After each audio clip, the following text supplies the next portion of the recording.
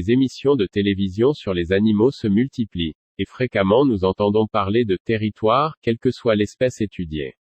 Le lion marque le sien d'un jet d'urine sur les troncs d'arbres ou les buissons qu'il considère comme ses limites, l'épervier se garde quelques kilomètres carrés de ciel, les fourmis ont leur fourmilière et le terrain qui l'entoure etc., etc. Il est dans l'instinct de la plupart des animaux d'avoir un endroit où il peut se reposer, élever ses jeunes, voire se défendre et préserver sa survie. Qu'en est-il pour nos pigeons? Chacun connaît la nécessité colombophile d'une case ou d'une planchette pour chaque pigeon. Il faut mettre en garde les débutants contre le surnombre. Pour les pipants, un jeune, une case ou une planchette. Si un pigeonneau n'a pas sa planchette, il se bat et le vaincu désertera le colombier très rapidement. Beaucoup de pertes, au toit, n'ont pas d'autre cause. Même plus âgé, le pigeonneau volera au concours pour sa planchette, au point qu'une technique de préparation consiste à réunir juste avant l'enlogement, chacun voulant prendre la planchette correspondante. Lorsqu'on a affaire à des adultes ou jeunes adultes, la planchette ou la petite case individuelle est remplacée par une case plus spacieuse. C'est que le couple qui s'est constitué va y élever. C'est l'élevage qui renforcera l'instinct de propriété. C'est lors de ce premier élevage et pour tout le temps que durera la présence au colombier que les deux conjoints défendront jusqu'à épuisement leur propriété. Le veuvage a fait croire que la motivation première du veuf était la sexualité. C'est certes un élément, mais ça n'est pas le premier. De plus en plus souvent, des yearlings sont exploités en célibataire, sans aucun contact sexuel pendant 6 ou 8 semaines.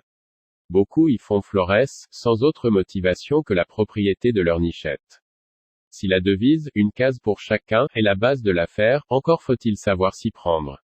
Il ne suffit pas de mettre 10 mâles et 10 femelles dans un colombier de 10 cases pour que cela s'arrange tout seul. On peut même dire que faire comme cela réserve pas mal de difficultés, batailles en tout genre, prise de plusieurs cases pour un seul, ponte par terre, œufs cassés etc. Si on veut que tout se passe aussi bien que possible, il faut d'abord préparer le colombier, il n'y a plus de pigeons dedans. On le nettoie à fond, on le désinfecte. Les plateaux sont enlevés, lavés, désinfectés et stockés au sec. Chaque case est fermée. Quand on met des pigeons dans ce colombier, on ne met que les mâles. Si certains y étaient précédemment, on ouvre la case qu'ils occupaient précédemment, ou plutôt la demi-case, la partie où sera le plateau leur restant interdite, comme les cases non occupées. Donc autant de cases ouvertes que d'anciens, pas plus. Toutes les autres, fermées complètement. Quelques jours plus tard, on introduit les nouveaux mâles, chacun une case, pas plus, et ouverte à moitié. Chaque case comportera une petite mangeoire, où chaque mâle recevra son repas. Peu à peu, chaque pigeon ira à la même case pour manger, puis reposer. Les pigeons vont développer l'instinct de propriété. Les pigeons préfèrent les cases en hauteur. Il sera donc bon de réserver une case haute aux meilleurs d'entre eux. Ils ne la défendront que mieux. Il faut environ un mois pour que tout soit prêt pour l'accouplement. La présentation des femelles découplées depuis un bon moment, au moins 3 à 4 semaines et bien nourries en vue de l'accouplement, petites graines, légumineuses, vitamines et minéraux, crée un remue-ménage important au colombier des mâles célibataires forcés. Chaque femelle prévue pour chaque mâle sera mise dans la partie fermée de la case et laissée enfermée. Ainsi seront évitées des bagarres dans les couples nouveaux avec parfois des graves blessures, tête et yeux en particulier. Mâles et femelles font ainsi connaissance à travers des barreaux protecteurs. Ce n'est que lorsque l'accord sera manifeste que l'autre moitié de la case sera ouverte, donc accessible au couple. Quelques jours plus tard, on y déposera un plateau et des brindilles de paille ou de tabac qui seront laissés à disposition au colombier. La ponte va confirmer la propriété, puis, bien sûr, la naissance des pipants. Que va-t-il se passer si la pagaille s'installe dans le colombier, femelles qui pondent par terre, mâles ayant pris 2 cases au détriment d'autres? Ces derniers, quelle que soit leur valeur sportive, vont se perdre au premier concours un peu dur. Certes, celui qui a pris 2 cases va, si c'est un bon, se distinguer d'autant mieux. Pourquoi? L'instinct de propriété va l'obliger à surveiller la case supplémentaire qu'il s'est attribuée, celui qui l'a évincé cherchant à y retourner avant de se perdre à la première occasion. Alors comment éviter tout cela? Lorsque tout le monde est tranquillement en train d'élever ses jeunes, chacun dans sa case, et s'apprête à y recouvrer, on introduit dans le colombier un mâle, en plus, célibataire depuis un moment, et si possible d'une couleur vive. Un blanc, un meunier par exemple. Et ce mâle va chercher à se caser, au sens exact du terme.